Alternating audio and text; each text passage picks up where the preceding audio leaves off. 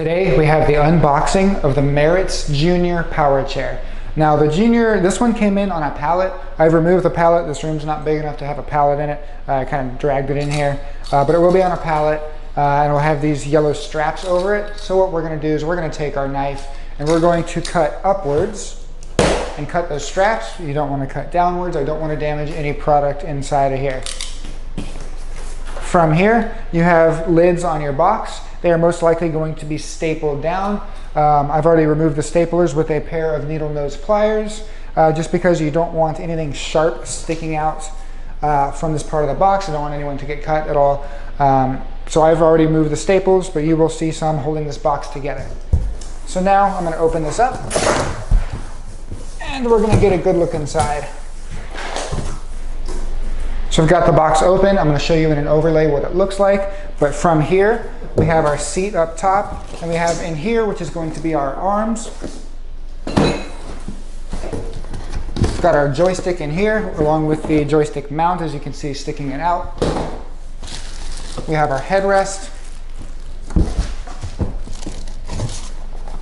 This is most likely our charger. Then we've got our seat. I'm going to go around to this side. There's our seat, just kind of laying on top.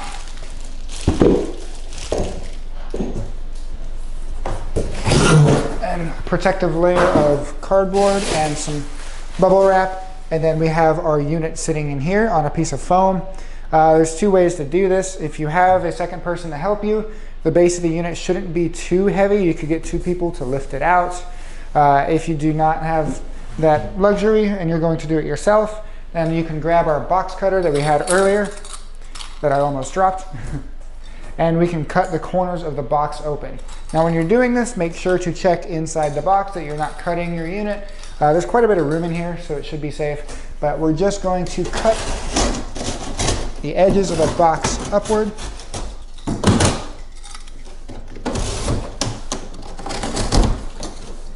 Same to the other side.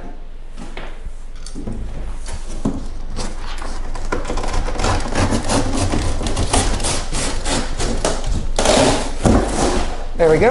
Now we can see the unit like this. From here, you could either cut all four boxes if you want to go ahead and break down the box, or in this case, you should be able to just slide it out.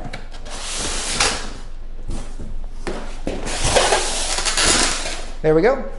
I'm going to take a moment to clean up this box and some of this packing material, then we will get to the assembly. So before we assemble the chair, we have to unlock our battery box. To get the battery box out of the unit, there's a little tab on this side here. You're going to pull when you pull up. And then as you can see down here, the battery connectors are being blocked by this little piece of fabric. Now we can put our batteries back in. This way we don't fully assemble our chair and we have no power. We've got to take it back out. Just want to go ahead and do this from the start. So now I have all the parts unboxed and out of their packing material. From this side we have our seat. We have our two arm brackets, our owner's manual, we have a seat belt, headrest, two arms, we have our charger down here, our joystick, and our unit. So I'm going to start with, I'm going to go ahead and get the charger out of the way. But I'm going to start with the seat, and we're going to put the seat on the seat post. The seat's not very heavy, there's no handle or anything to move the seat back, so it can just fold down like this. Then we're just going to put, want to make sure that's out of the way. We're just going to put this into the seat post. Should just slide down. And then there's a handle on the right hand side. You're going to pull up towards you. Once that's pulled up, you'll notice the seat will swivel and it will lock into place. If you do pull that handle up, you can lock the seat into 45 degrees into different positions. So I have it sitting forward, and then the seat just kind of pushes back. Now we're going to install our arm brackets. But before we install the arm brackets, I actually want to get the seat belt. Line the seat belt up about where it wants to go, because the arm brackets are going to go through here. So our arm bracket goes through the seat belt. You want the screw facing the back of the chair. Then we're just going to slide it in. From here, we're going to grab an Allen wrench. I'm using a 3/16 Allen wrench, and we're just going to tighten this set screw. and that will hold the arm in place. Then we will grab our arm. One arm is blank.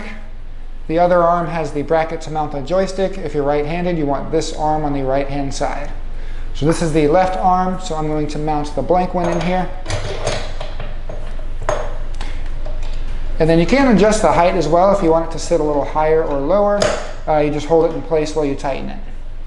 So I want it to sit right about there. We'll do the same thing to the other side, and remember your seatbelt on the other side too. Now I'm going to go ahead and mount the headrest. It'll just go in here. You can push this in and then slide it to whichever position you want.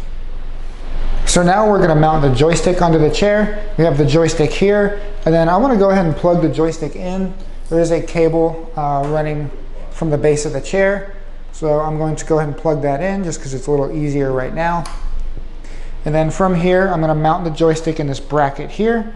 I do want the cable going on the inside of the chair, not on the outside. It will make it easier in the long run. If it's sitting on the outside, it might catch on things. We don't want to be pulling on this cable. And then if this bracket does not go in, you might have to loosen this set screw right here, like if it's getting stuck. But mine's going all the way through. Once you've gotten it to where you want it, you want to just go ahead and tighten this screw. This is, I believe, 5/32.